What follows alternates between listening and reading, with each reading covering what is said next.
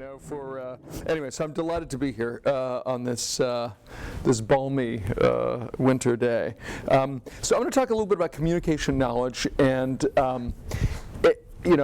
Underlying this kind of collective thinking and discovery in particular. And I should just ask, so what is the traditional, with no clocks or anything on the wall, what are the rituals of presentation here? Is it an hour, hour and a half, 50 minutes, 20 minutes? About 45 minutes. About 45 minutes, and then an equal amount of time for discussion. Okay. Do you want some sort of time warning? I'll create a time warning. Okay. That It's okay if you go a little over. I'm very strict. Okay, no, that's and I should say what I planned is a kind of a discussion of some ideas across several papers, right, to kind of put forward a broader research program. So because I'll be going through some of them with maybe rapidly, maybe without explaining maybe every aspect of the underlying analysis, please feel free to dive in and engage and ask questions about how I engaged in whatever measurement simplification or whatever I did.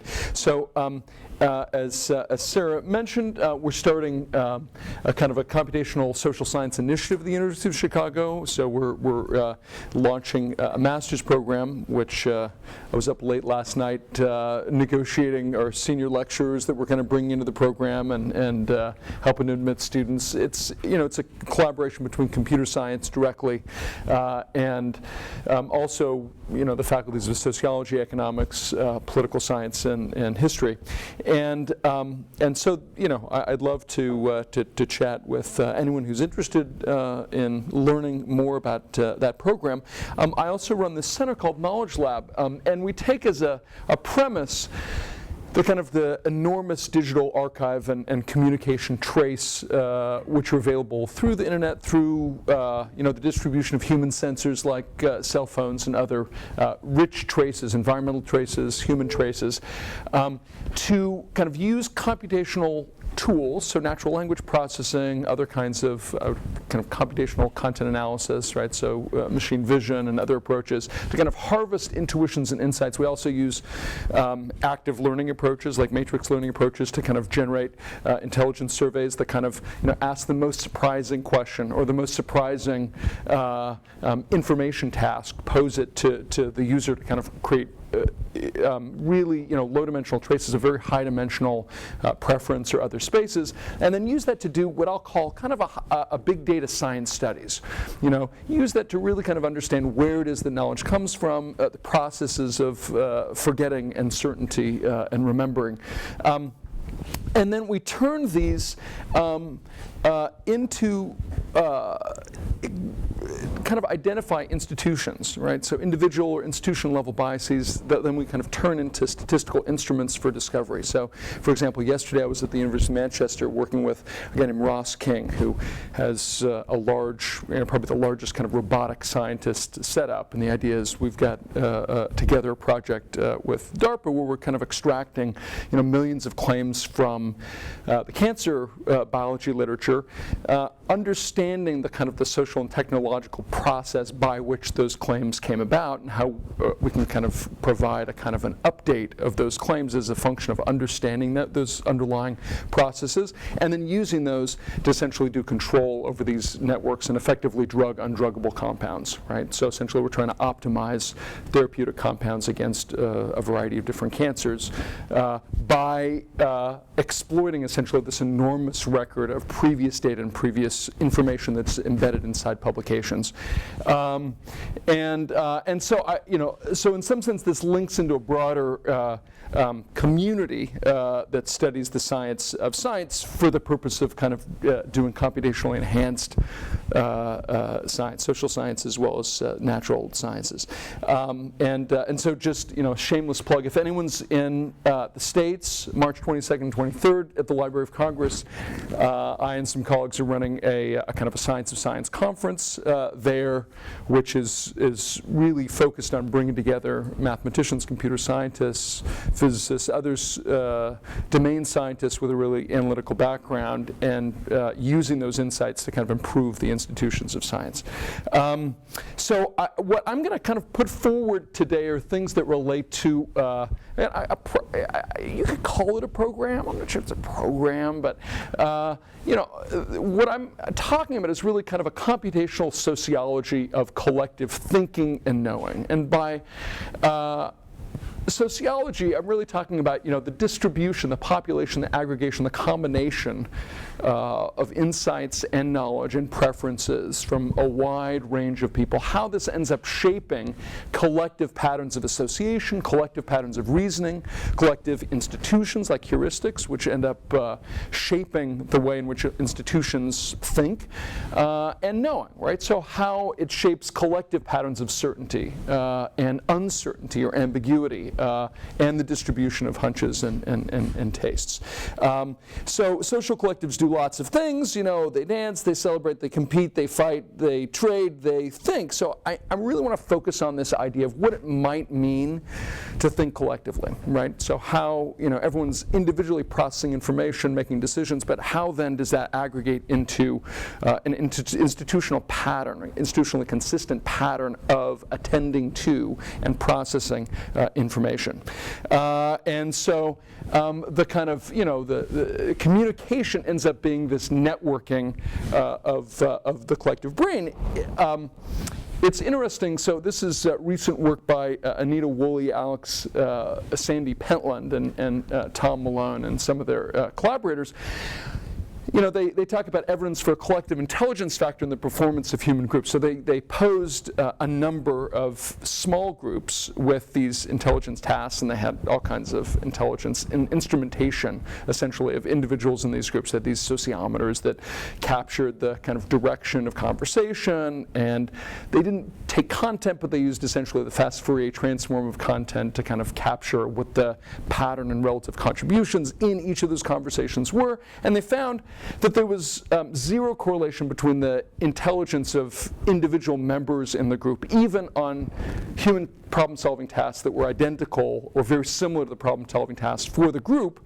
The mediating, not moderating, but mediating factor, the factor that really drove this difference in group intelligence, right, and the ability of the group to solve these problems, were all communication factors, right? So they were the likelihood, the probability that a particular group member would listen, conditional on someone else's input, on the evenness of turn-taking, and on the presence of women, which was so highly correlated with listening and even turn-taking that it was a fundamentally confounding factor in this analysis, right? And so I'm going to focus on communication, some results from our group on communication, collective intelligence, and knowledge at large scales across a range of knowledge objectives, right? You can imagine that a knowledge system might have a number of things it's trying to optimize. Might be trying to optimize science, a certain area of science might be trying to optimize robustness, right? It might be trying to optimize the rate of discovery, the frontier of discovery. And we're going to explore a handful of these in our search for kind of how it is that the institutions think, or if you prefer the metaphor of computing, how they compute, how they take in information, attend to certain pieces, and then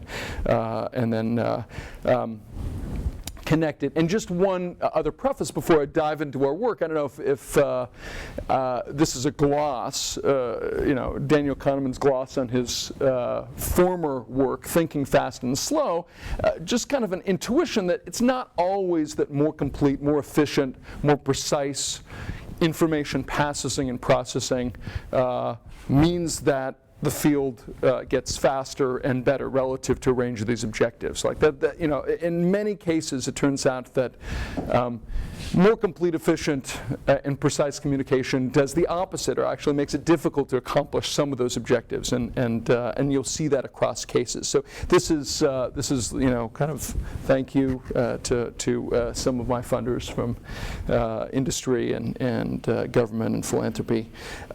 So this is this is Donald Rumsfeld, American social epistemologist.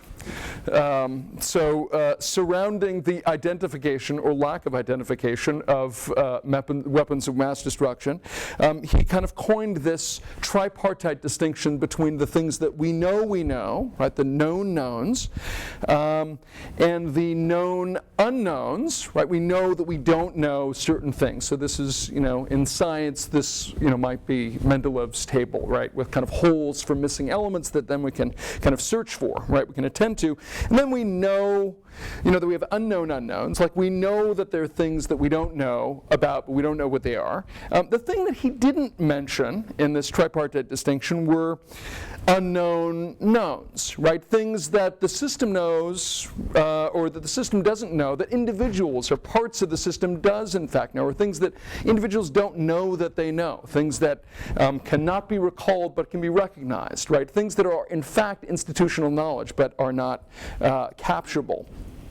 So the first thing I'm going to explore is this is a patent for a file cabinet. So I'm going to talk about complete or lack of complete information, right? So in the scientific process, there is a phenomena that's often described that I'm sure everyone's familiar with, the file drawer problem, right? So if you have a negative finding, it turns out that an average, for example, in biochemistry or molecular biology, it's about 8% of the total claims are negative claims, right? So 8% of the claims that gene A ends up influencing or not influencing, upregulating or downregulating, gene B, if it are positive, I'm sorry, 92% are positive, about 8% are negative, which is to say it doesn't have that effect, right? So that's valuable knowledge, but it ends up being censored by the system of science typically. It's interesting if you read Thomas Spratt was the secretary of the Royal Society. In 1670, he wrote a history of the 9-year-old Royal Society. And in that history, he talks about a whole range of biases that the whole purpose of the creation of this institution, and Phil Trans, the first scientific journal, was sought to seek against. And he describes a whole range of biases, including this bias for presenting only popular findings. What's kind of interesting is the moment, in some sense, that competing journals entered the scene, right, at the end of the 18th century, really, in kind of direct competition for particular areas, then there was much less interest and much less discussion about the censorship of negative findings, right, because now we have journals that are competing for eyeballs, and positive findings attract more eyeballs than negative findings, right? So I'm going to kind of explore the liabilities and try to estimate, in some sense, some of these unknown knowns, right, in this space. So now imagine that we have a scientist here, and it's actually not a scientist, it's my wife. She was a lawyer. I asked her to hold a beaker, and she was walking out the door. But we'll just imagine for a moment this is a scientist, and the question becomes, okay, which of the space of possible experiments that she could perform does she in fact perform? And now we'll think of science as a representative agent, right? Like, is there systematic pattern by which science as a representative agent, which is to say all of the scientists end up attending or selecting certain classes of questions and not other classes of questions.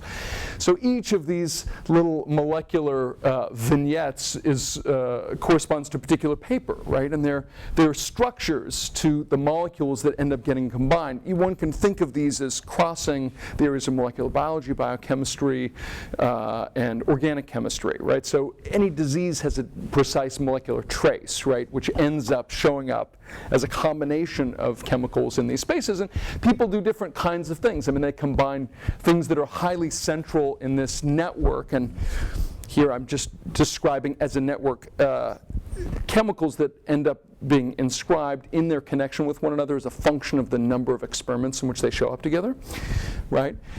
They can combine things that are highly central and frequently combined. So this estradiol cholesterol combination was the kind of the discovery in 2000 that basically hormone therapy against breast cancer was ineffectual, right? Or they can combine things which are actually quite distant or even completely disconnected in the network and which are quite peripheral. So in 1987, these these for therapeutics end up getting combined as the first of a series of therapeutic cocktails against HIV, et cetera. So there's this whole space of possible things and structural features that scientists could combine.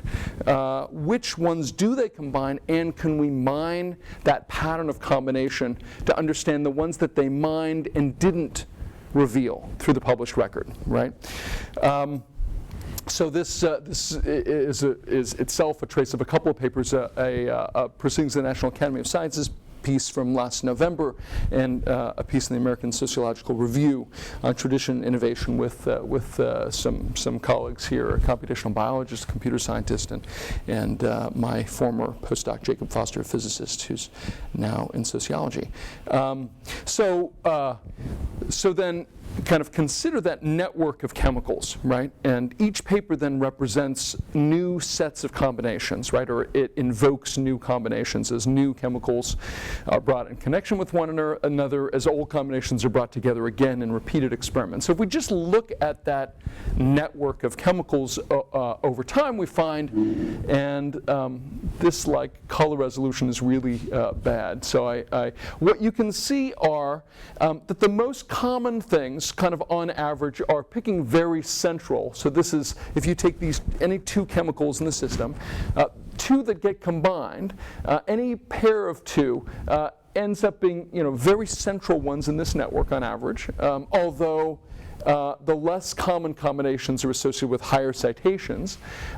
Those that are awarded prizes, so we connected this network of chemical combinations with basically every prize in medicine, biology, and chemistry over the last 50 years. So it's about 15,000 paper award combinations over that period. And we find we have a much more entropic path. So it's much less peaked, which is to say that award-winning papers and investigations are much more likely to combine less central elements in this system. We also find, when we look at the distance between any two elements in the system, that we have, for example, the prizes end up being associated with a higher preference for jumping over disconnections, things in the graph that can't possibly connect with one another, that are completely disconnected, and slightly further walking in the graph. And then what we did to assess the file drawer, right, the things that ended up getting dumped and not published, is we built a simple probabilistic model. So this is, we're basically saying the probability of combining any chemical I and any chemical J, right, at any particular period of time is proportional to basically a preference for the centrality of the most central of the two chemicals, and for the centrality, there's a parameter there, for the least central of the two chemicals, and the distance between those chemicals in the network, and if they're completely disconnected, for jumping to a novel part of the network. So it's a simple 5-parameter model. It's a product, and so it's basically just, what's the relative preference for centrality and distance in this network? And what we're going to do is we're going to take this whole unfolding network of chemical combinations over time, and we're going to fit this model to that unfolding combination over time as a way of identifying what's the strategy that most likely produced the papers that were actually published, which also then will suggest the papers that weren't published but were very likely to have been pursued on the way to those that were published. Does that make sense? So we're trying to kind of identify this hidden, the hidden dustbin of research. So essentially, we're estimating the likelihood of those parameters 1, 2, 3, 4, 5, right? Given the data, using essentially a maximum likelihood estimate, right? And so we're basically taking the probability of the data given a set of parameters, and then we're searching through that space of possible parameters, right? And it turns out that the dominant strategy in this space is to pick a really central chemical like DNA, and a slightly less or somewhat less central chemical. In this case, it's bromodeoxyuridine. So this was a famous paper in which essentially it was discovered that human adult neurons continue to multiply in age as a function of basically, therapeutically embedded drugs, that were kind of in the brain that essentially acted as tracers to identify this. So basically to pick a central thing and a less central thing that are very close to one another in the network.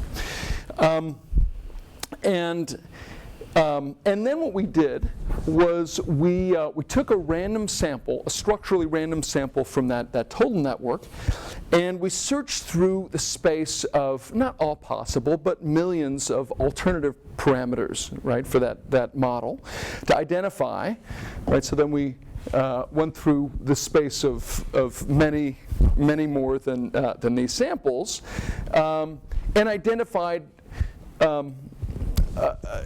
They're not provably optimal, but they're much more efficient than the ones that we identify, right? So, and it turns out that the one that we identify from the database of published research, and we also do this for patented research, the effect is virtually the same. It ends up being enormously efficient for discovering between 10 and 15% of the network which was eventually published, but enormously inefficient for discovering the vast majority of that network. You can do much, much better by identifying these other strategies. And one of the reasons is because basically, let's see. So what you have, this Medline approach, this is simulated on a planar network, right? So there's no crosses essentially in this network, and you can show that essentially what this strategy does is it fixates and focuses on really central chemicals in this space, and then just continues to kind of hit their connection with other elements in this space over and over again. And so you can see what the enormous liability for incomplete communication would be, right? So if everyone's doing the same thing over and over again and not publishing the results, then other people, knowing that those results haven't been published, then are naively pursuing the same doomed experiments effectively over and over again in the space. And it turns out, moreover, that there's marginal, they're diminishing marginal returns to essentially to theory, right? So you've got some structure and you exploit that structure, and then after a while there are diminishing marginal returns which aren't revealed to the system as a function of essentially this censorship against negative findings, against negative knowledge. These are the kind of the unknown knowns in this system, and so. As a result, it would be much more efficient, even if you didn't just reveal the hidden knowledge. But if one of the other reasons it's inefficient is because essentially as a field becomes more mature over time, essentially it changes the distribution of risk associated with the optimal experiment. So the optimal experiment for science as a whole ends up being a very risky experiment. And if I, as an individual researcher, have a budget for 10 experiments per year, and the optimal experiment is 1 in 10,000, then it's very difficult for me to amortize that risk, right? So in some sense, what you see here is, scientists' personal incentives end up aligning with the institution's incentives of the optimal experiment at about 10 to 15% of the network. And as the network becomes more saturated, as the field becomes more mature, then there's enormous deviation driven between individual incentives and between essentially what would be best for, so what would be the best marginal experiment or next experiment for science. And you can actually see historically, if we estimate these parameters, so these, if you recall, these alpha parameters are the preferences for centrality. And you see historically, essentially, there's a preference for more and more conservative experiments over time, right, from the 1970s to the present, like picking more central things, both the most central and the least central, and having an anti-preference for distance, right? So preference for closer things. Whereas if we look at what the optimal strategy would be for discovering each network at each point, it goes in precisely the opposite direction, right? So you'd actually start off exploiting structure, right, and picking very conservative experiments that exploited the structure that was there, and then you'd become more and more risky as time went on, because this network of findings end up having a kind of a fractal pattern. So at the end, essentially, is when you would optimally allocate that experiment. But you'd really need to change the institutions of science, right? You'd need to allocate risk in very different ways. Anyway, all this is really to kind of identify, well, there are many things we were doing with this paper, but the part that I'm drawing out today is the fact that one of the things this model does is it identifies the liability associated with hidden knowledge. So, for example, we reran this model against the real data, assuming that everything was published at every point and it was accessible to the system, right? And you can see that both the Medline version, so this is the actual version, and this is the actual version if everything was published, right? It still improves by nearly half an order of magnitude, right? Nearly 5 times improvement, and that improvement becomes dramatically greater as the field becomes more saturated, right? As you learn more and more about the field and you publish all of that negative knowledge, then it allows the whole system to actually become much more efficient at gathering this final pieces of structure inside, in this case, kind of a biochemical theory of human health. So I wanted to do this in social science as well. I wanted to, and this is an early paper, so forgive me, it's an unpublished paper, in which we try to identify some of these patterns in the context of social scientific, kind of quantitative social scientific analysis. It's with Misha Teplitsky, a researcher in my group. So there's this enormous brouhaha, and concern in a number of fields, especially I would say in genetics, biomedicine, and psychology, about the concern associated with false positives research, and so for example, findings in sociology journals as well as economics and elsewhere of this kind of peculiar prevalence of like p-values just below 0.05. What's the degree of what are the number of models that essentially people are producing that then hit the file drawer and never make it into the publication space. And so what we did was we took a really common survey, so the General Social Survey. It's a US-based population sample public opinion survey that's published or produced every 1 to 2 years between 1970 and the present. So there are about 20,000 articles associated with this survey, and it has a well-curated bibliography up to about 2006. So, and then what we did was we took, so each of these papers, not all 20, I mean, of the 20,000 publications, some of these are book chapters, some of these are, but of all those that ended up having models of some kind, we basically extracted the relationships, so all the variables that they used, and whether they were dependent variables or independent variables in the model form, and then we created a cartoon.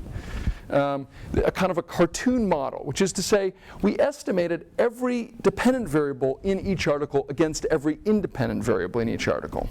And it turns out when we reran this for the precisely identical models that were published in the paper, the effects are broadly the same as the ones that we find here. It turns out that many papers are precisely that. I mean, they're a matrix, you kind of have a series of dependent variables on the top, and then you have the independent variables down the side, and so basically we estimated all of these, and here are just a couple of examples. For example, Race, Sex, and Feminist Outlooks by Ransford and Miller, in which they basically estimated, your opinions about females in the home, females at work, female for president, females' involvement in politics, against, did your mother work, what's your occupation, what's your education level, et cetera, right? So this is precisely what many of these papers do.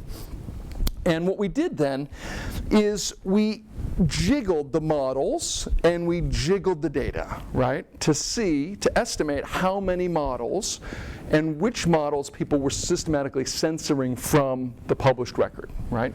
And then we wanted to understand the importance of that systematic bias against another kind of real bias, right? So the two perturbations we did was first we increment the General Social Survey a year after and a year before the data on which the papers were actually estimated, right? And then we independently jiggled the models, right? We basically randomly selected an independent variable, and then we picked another independent variable that was semantically related, that was in the same semantic subclass that was correlated at 0.75 or higher with the variable that we removed, right? And then we looked at its effect across all of the papers that we analyzed. And then we were interested in essentially detecting the effect of the file drawer problem, right? The effect of unreported data mining in this space against the fragility of these models to social change, right? One of the reasons these models might not be robust over time is just because attitudes are actually changing, right? So the models just are no longer accurate for real reasons, not because we have an unreported, unrepresentative sample of the effects that are there. And so basically, we kind of regress these models on these perturbations of data, and it turns out also, we're able to replicate most of these models. When we actually just go back and precisely estimate what they say they were estimating, we're able to get about 91% of the effects that they report in their papers.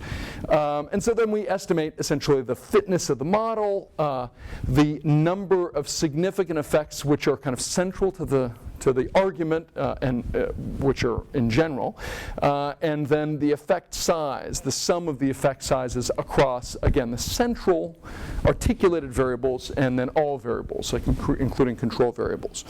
And so what happens when we increment the data, we jiggle the data a little bit, a year forward and a year back. So we get about 7% reduction in R squared, 7.5% reduction in R squared. We get about the same percentage, well, a little bit less, about a 5 to 6% reduction in whether the central variables are significant, right, kind of cross the 0.05 threshold, and compensating relatively equivalent decrease in the effect size, and a slightly smaller decrease in the kind of all the variables, including the control variables. When we perturb the model slightly, oh yeah, sure, No question is a stupid question. Yeah. How is this different from a meta-analysis? Well, it is a meta-analysis. But we're doing it on all of the underlying data, right? So I would say, like in biomedicine, I can't think of a single biomedical meta-analysis that's doing it on the precise data that was produced underlying all the data points. So it is a meta-analysis, but it's also an analysis insofar as we're using the precise data that they used and the data that they didn't use, right? The data that they could have used that was available to them or not available to them because it came out in the future. So, but sure, yeah, it's a meta-analysis. But this, I think this one's much more revealing, right? So if you actually, so this is precisely the data that was available, and you're just jiggling the model. You're just drawing at random one of the variables, and this is like any variable. It's not just a central variable. It could be a control variable. We're at random. And of course we do this many, many times, right? So it's not sensitive to any particular one that we pick.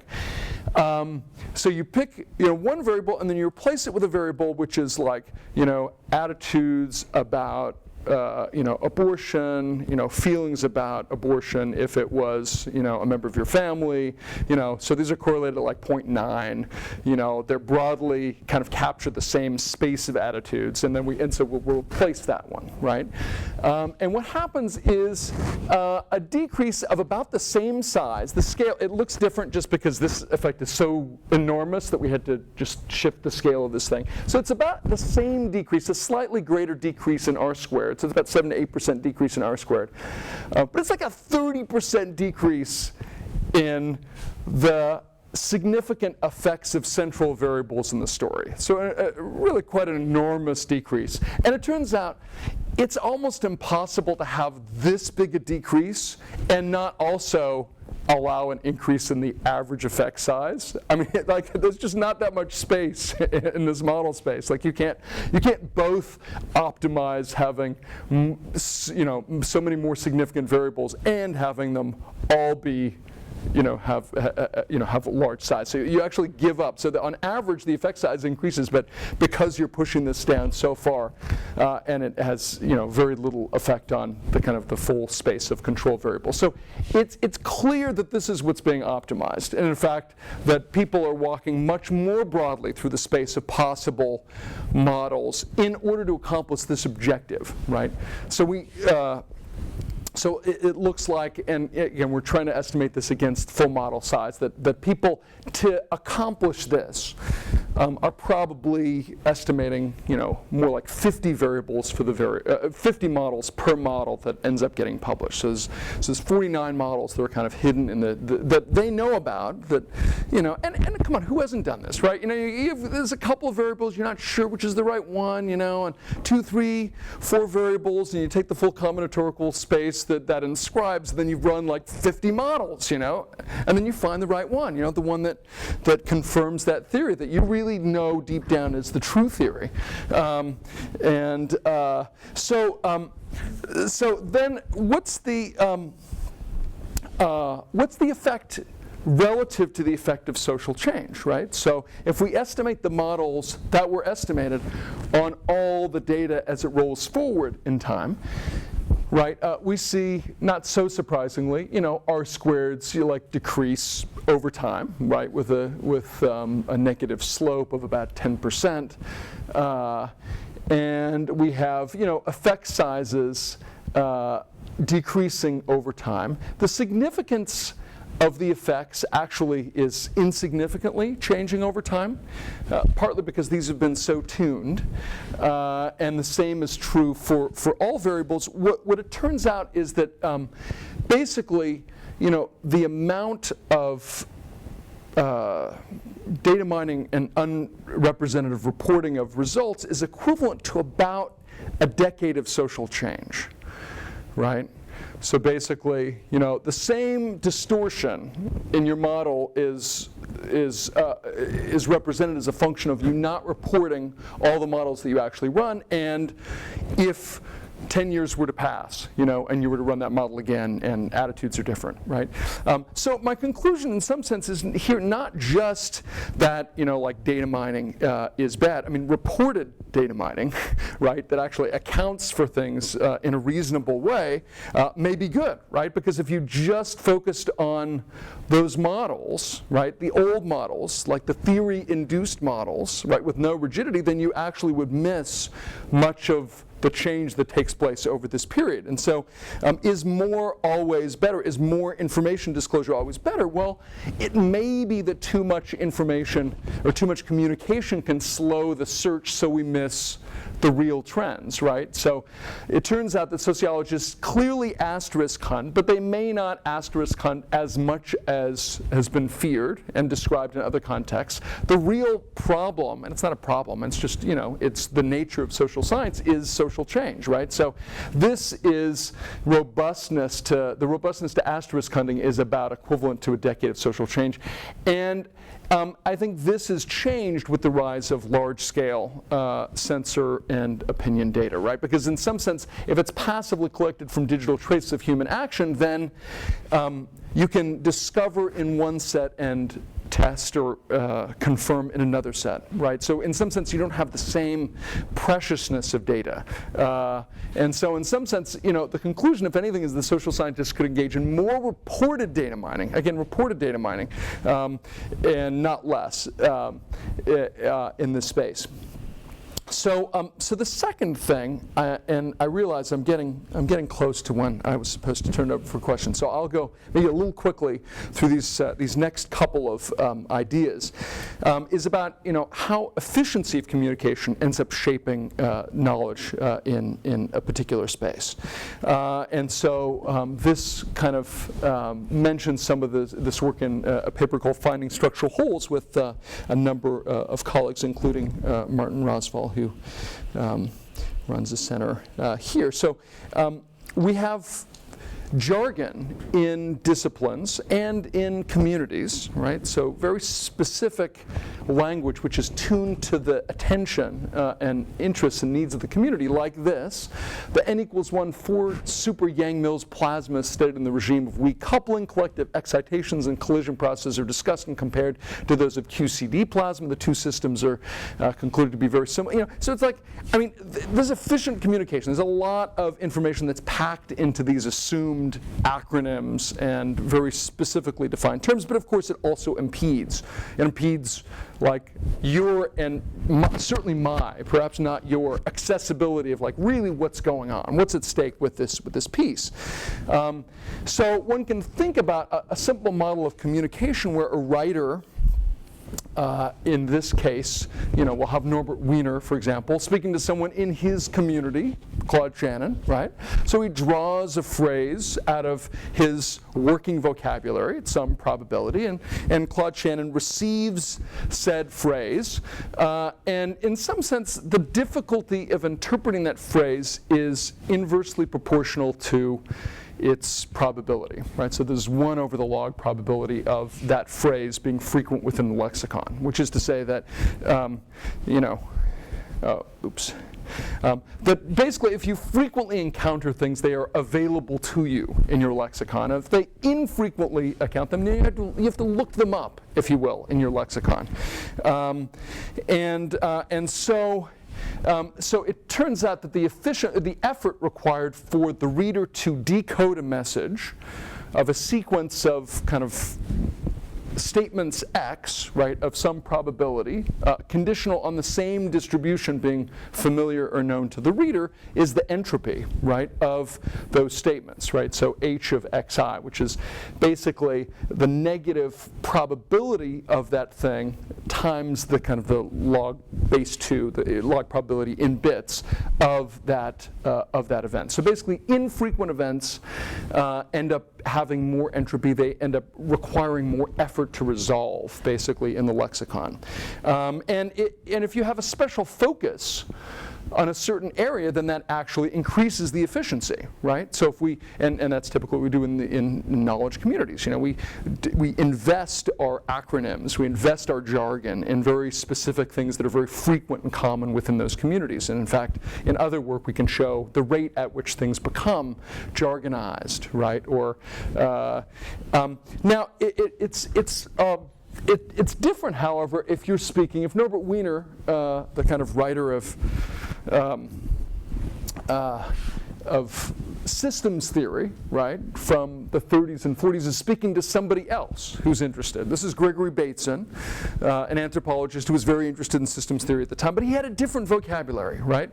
He went to the conferences, but he didn't really understand the conferences. They had to set up another set of conferences for social scientists who were interested in importing these ideas. And so here we have now a different probability distribution, Pj. So basically, he's assessing Pi that was drawn by the writer as a function of its frequency within his vocabulary against the reader's vocabulary, right? So it could be that something that's very common in the writer's vocabulary is very uncommon in the reader's vocabulary. So this, you can estimate this effort as a function of the cross entropy between these two distributions, right? PI and PJ, the two communities' frequent lexicons. And you can estimate the effort required in general as the ratio of these two quantities, basically as the entropy over the cross entropy for any. So this basically assesses, if community I is focused on a certain set of phenomena and community J focused on another set of phenomena, then that's going to have the largest disjuncture in this effort, right, required for someone outside the community to understand something that's produced inside a community. So we took basically JSTOR, and which is a corpus of social scientific and scientific documents, and then we identified these fields, things that had more than 1,000 plus papers, and then we determined phrases as a function of these trigrams. We had other ways of identifying phrases as noun and verb phrases specifically, and we kind of identified the flow between communities in the citation space. And then put those together to build these kind of topographical maps, right? And these topographical maps, the distance between fields is a function of citations between those fields, but the topography is a function of essentially the difficulty of communication, like jargon barriers. Like how difficult would it be, essentially, for person I to end up understanding a document that kind of is produced in community J. And of course, the reason we're doing it in science is not because we love science. I mean, I do love science, but it's because scientists leave droppings, and so so they're a nice creature to follow. You see, actually, in the social and behavioral sciences, this is actually a relatively smooth space. So it's actually this very there's differences in jargon, but they're mutually interpretable, especially those which are more and less close to one another within this space. But this is like a ridge, right? Versus something like the ecological sciences, where actually people who study bears versus people who study voles is a little rodent creature, have totally different vocabularies for describing every aspect of the life cycle. It's very difficult for them to understand each other's work. It's enormously balkanized. Versus something like molecular biology, which basically shares all of its terms. It's enormously far from everybody else, but once you're inside the code book, right? Once you're inside the portcullis, then it's actually very efficient to communicate between. It turns out that these differences are not a function of simply embedding, so we can look at those, but I'm not going to talk about that because our time is almost up. Anyway, so my purpose here is really to say, okay, we've got these things which are close and distant that we can kind of identify the relative interpretability. It turns out, so molecular biology I'm going to focus on for just a moment. So this is a hypergraph, and in this hypergraph, the hypergraph is composed of every essentially set is a paper, and it's a set of those things which are in the paper. It's the people, and it's the chemicals, it's the diseases, it's the methods. All of them are tagged. And one of the consequences of this efficient communication within communities, but a lack of efficient communication between communities, but efficiency of communication within communities, so you have super efficient, jargon, that makes very complex concepts very clear, is that people can move through this space with enormous speed. And so what happens is, so if we take basically this hypergraph model of science, this is a piece that came out in Social Networks last spring, and we basically do a random walk along these hyperedges just to see how likely, so let's just assume that scientists are just drifting over this space of possible connections. It turns out in such a space, everything is close to one another, right? Everything is within 2 steps of everything else, because if you want to connect with another researcher, they connect either through topic or through method, right? Or they study the same subject. Like if you take all those possible connections into account, everyone's very close to one another in this space. But if one were to unleash a random walk on this space, not everything would be equally close, right? Because if I and someone else share a method, but that method is PCR, there's like 5 million other people using that method, the likelihood that we're going to meet each other through the method is very low, right? So if we unleash a random walk in this space, and then we basically predict the likelihood that two things end up combining in next year's papers as a function of their random walk distance in this year's paper, we're able to predict about 95+% of all the connections which show up in the next set of papers, right? So that's good, in some ways, right? And it's increasing over time. So in some sense, the literature, people, the space is so efficiently connected by communication that people are able to just look left and right and are filling holes as a function of the disconnection of things in this very dense hypergraph of science, right? And effectively, it turns out that scientists themselves are slightly less efficient than if they were truly random walkers. If we just unleashed random walkers on this space, they would actually uncover, next year's papers even more efficiently than scientists actually discover them. But there's a liability associated with that, and that is, and this is in a couple of other papers, one in Nature Biotechnology this summer and another one in PLOS, is that if basically communication is so efficient that you're able to construct your problems as a function of communicating with others, right? Then your field has created its own problems, right? It creates its own microenvironment. And so what we see, so if you're focusing on last year's papers to generate next year's ideas, what are you not focusing on? Well, it turns out there's a zero correlation between disease burden, right, and the likelihood that there will be investment in more disease research in the next year. Right? Why? Because people aren't focused on disease burden, right? They're focused on last year's research, right? And it turns out this is true at a global level for reasons which are reasonably obvious, right? So basically this is the association between GDP and particular kinds of disease. So infectious parasitic diseases are, of course, like very highly negatively associated with GDP, right? So poor countries are much more likely to get these and respiratory infections and perinatal conditions.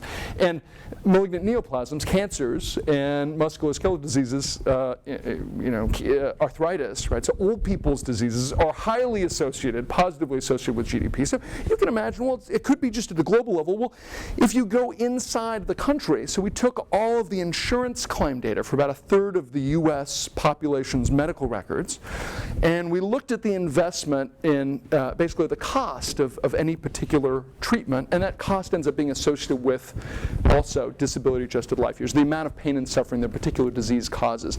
And again, there was zero correlation between the amount of pain and suffering and the amount of research or grants that were expended or clinical trials which were focused on those diseases, either dynamically or statically in the subsequent year. So one of the liabilities, in some sense, of efficient communication in this space is that it ends up creating a microenvironment that occludes other possibilities, other information, other feedbacks, which are not so efficiently able to enter this space of ideas and answers. And so here we have things that are highly over-invested in relative to their burden, like breast cancer, right? So you can have tons more clinical trials than the burden would recommend in some sense. And this is like the research opportunity is a function of essentially the intensity with which research is disproportionately focused on certain classes of disorders. So what this also creates is a situation, so we kind of cut this space of combinations that individuals were focusing on, this is the ASR paper, to look at, okay, well, how much repeating is being done in this space versus kind of innovating? Like, how many bridges are people, or how many repetitions are people making relative to things that have been done in the past, and how much like new bridges, new consolidations where you combine things within a subfield, how many new elements do you add to the entire network, which we call jumps. And it's about 90+% repetitions and about 10% of these innovations, very stable across the measured period that we analyze. So in some sense, efficient communication focuses towards our language tribe, but it limits its relevance to the rest of the world. It limits the communication with other classes of communities, and it limits the feedback that other valuable, in some cases dispositive or really determinative sources of information can enter your world, because they're so much more costly relative to the efficiency with which other people can tell you their problems. The last thing I'm going to mention, and I will be very rapid with this, is the precision of communication. So, it's not a surprise that Max Weber kind of articulated the love affair that modernity has with precision and accuracy, and this takes place in all kinds of cases, right? So, the emergence of the monetary form, which allows us to subdivide values in precise ways, measurement, even things like precision associated with statutory law, which emerges in Rome, and then later we have clocks, which are associated again with kind of precise organizational structures and precision with respect to the use of capital equipment like factories. Even Weber talks about the rational articulation of theology, but nowhere is kind of precision more valored, and no love affair is kind of more close to precision than that between science and precision, right? You can see in the history of logic, from Leibniz's De Arte Combinatoria, right? This idea that, like, if we could only precisely identify each of the reference to their unique, or each concept to their unique referent, then we could create, the characteristic universalis. Like we could create this combinatorial engine that will generate all possible ideas, which he borrowed from Ramon Lull, who actually did this in theology. Like he tried to persuade, Muslims to believe in Christianity. He had these series of discs where he could generate all possible arguments for Christianity as a function of these three-dimensional disc representations. He was killed by a Moor in North Africa in the course of one of those persuasive sessions. So apparently his computer didn't work. So George Boole's symbolic logic, Gottlob Frege concept script, all these are efforts to kind of actually reduce ambiguity, to minimize synonymy and homonymy, right? Ambiguity in language. Obviously, this resulted in the Vienna School's unified language, and even though this faltered on hard times, it's kind of come back with a vengeance in these modern scientific ontologies, which are focused on minimizing ambiguity. You can see this in natural science as well, right? Robert Boyle talks about how prolixity that purposely transgresses the laws of oratory ends up defiling the nature of science. And innovations like Lavoisier's chemical nomenclature and Mendelev's periodic table end up being really about conceptual clarity. It turns out in the social sciences it was no less present. John Locke talks about how artificial and figurative applications of words eloquent insinuate the wrong ideas, move the passions, and thereby mislead the judgment, and so indeed are perfect cheats. And it turns out that this was a chorus of social scientists who were like totally, this is in an essay, a lengthy essay on the abuse of words. So whither ambiguity? So does it do anything? Does it do anything productive? There are all these diatribes against it. Well, there are many forms. There's polysemy where a certain concept has many possible meanings. There's vagueness where that's maybe not estimable. It could be inconsistent, which is to say that you don't use the same meaning yourself over time, or unstable, which is to say that the community uses it in different ways at different places. But there are many ways in kind of the history of sociology and politics and poetics that suggest ambiguity is present in these things. It allows you to say more than you know. It allows you to say more with less. It allows you to, as Leifer suggests, stave off political commitments and say different things to different people, a la Paget, to preserve deniability. There's some work that talks about the various functions of ambiguity, which include basically mysticism, this attaining enlightenment through the intuition of indeterminacy, the protection of meanings through opaque utterances. This is the kind of this is John Paget's, very opaque Cosimo de' Medici. It allows evocative representations of complex meanings and the bonding of communities through these diffuse and ambiguous symbols. His argument, Don's argument, was that these were the only ones that might be present in something like science. I'm arguing that they're all there.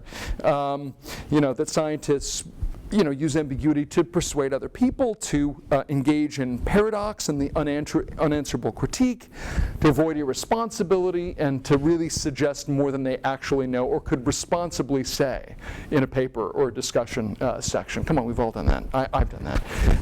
And there's all kinds of work that suggests how really great works like Darwin's Origin of Species ends up using metaphors in ways which are highly ambiguous. Also synthetic works take this approach, and so anyway, if you haven't read an essay called That's Classic, which I'm not going to regurgitate here, you must. It's by Murray Davis, and he talks about all the ways in which we use ambiguity strategically in science and in teaching. So I'm going to argue and demonstrate that basically the consequences of ambiguity, they could be two things, right? You could have ambiguity leading to fragmentation if there are more diverse and exclusive interpretations that avoid or ignore one another. This assumes that people are kind of reading independently. But if people are in a community, then it would have precisely the opposite outcome, right? It would lead to consolidation, as with uncertainty, essentially people would either conform or polarize and essentially become more entrained with one another over time. So this is the argument that I'm going to argue for, and I'm just going to close up very rapidly. It turns out there's a number of experiments, both in human gambling experiments and also in effectively macaque gambling experiments of various types that suggest that precisely this is what's going on. That basically with risk versus uncertainty, so with low to high risk to uncertainty, which is effectively uncalculable risk, you end up having this higher background arousal that increases in dose response relative to the uncertainty or the risk that you're trying to assess. And it turns out that it's not just any background arousal, that it's in the social brain, it's in the frontal lobes that are involved in resolving metaphor and sarcasm, which have been localized actually quite consistently in a number of fMRI studies.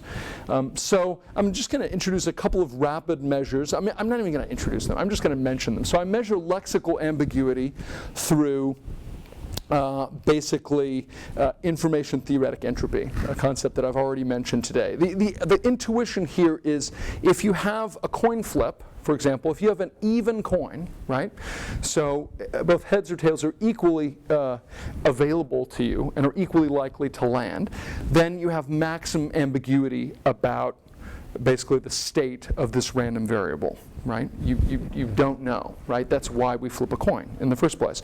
Now imagine, and so so if it's a fair coin, then you have maximum entropy or maximum ambiguity with respect to the meaning of something. If it's a two-headed coin or a two-tailed coin, then you have no ambiguity, right? So now imagine that you have a word and it has maybe 10 possible word senses, right? Now, conditional on linguistic context, what's the likelihood that it's going to be that one word sense or another word sense? So we basically take every word in the vocabulary that has any synonyms, which are identified through all English language thesauri, and then we take every context and we see the frequency with which each of these different words and their synonyms show up, right? So those are like rolls of this. If there are 7 synonyms for a particular word, then it's like a 7-sided die, right, that we're rolling over time.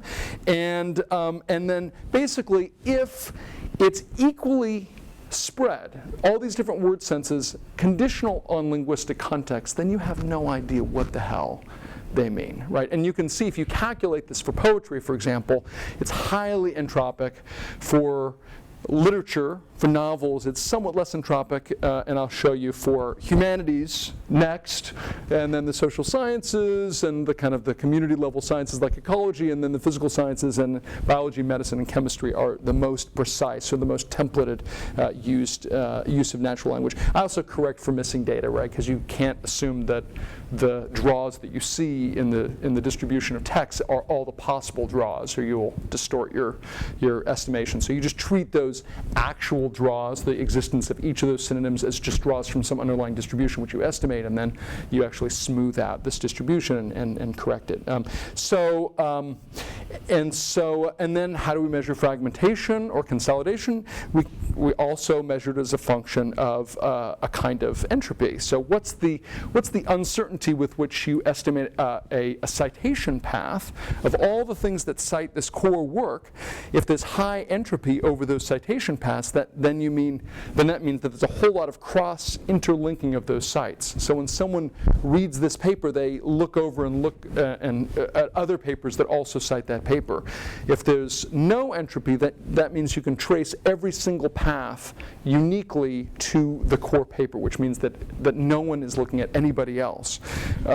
And so we assess this, right? So we kind of have, this is a warring tribes version, and this is like a highly interconnected field that's generated. And we show that when we analyze this, I should say, there's all kinds of other kind of pleasant properties associated with this ambiguity measure. But we show that that basically every time you have more ambiguity, right, that it ends up decreasing the fragmentation or increasing the kind of community coherence of these fields. And it's true in a variety of models. It's also true in every specific subfield that we estimated it. It's not a huge effect. It's about a 5% effect, which is to say when you have one standard deviation increase in the ambiguity of the words and the perception of those words in an abstract, then it increases the degree to which the researchers who are citing your work look left and look right and cite other people.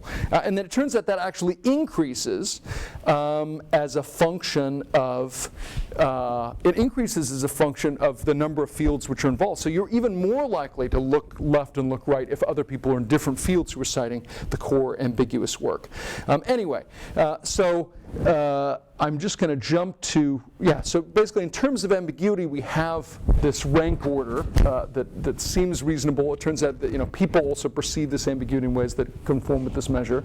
More ambiguity leads to less fragmentation, more integration in the knowledge community, and it has a stronger effect when multiple fields and fewer time periods are involved. And this is what essentially you see with the emergence of science. I mean, scientific fields are formed as a function not of some definitive answer, but some enormously ambiguous claim, which ends up generating like generations of argument, right? In the social sciences, I mean, the structure of scientific revolutions uses the word paradigm in like 25 different semantically distinct ways, right? And in some sense, the generations of work that have built on that are really all about tying down what precisely it might or might not mean across these contexts, in the same way that the Origin of Species and many of these other classic works, ambiguity demands subsequent cognitive and discursive work in the community, which is performed socially, and essentially these ambiguous works form these disciplinary communities as a function of setting out debates, not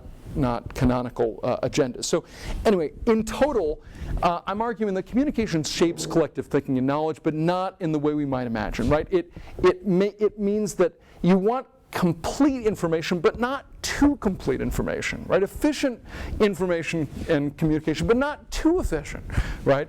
Clear and unambiguous, but without excising all ambiguity, right? So including a wider range of these objectives into our understanding allows us to kind of know all or know more of what we all know. And I'm also arguing, kind of as a sub-piece, is that words and syntax matter. They compose a critical part of the neural network on which scientists and science as a system thinks, right? Understanding them and computing over them will allow us not only to understand human knowledge, but to rewire it in powerful ways, which is my broader claim. So anyway, thank you for your patience, and I look forward to your questions. So. Um,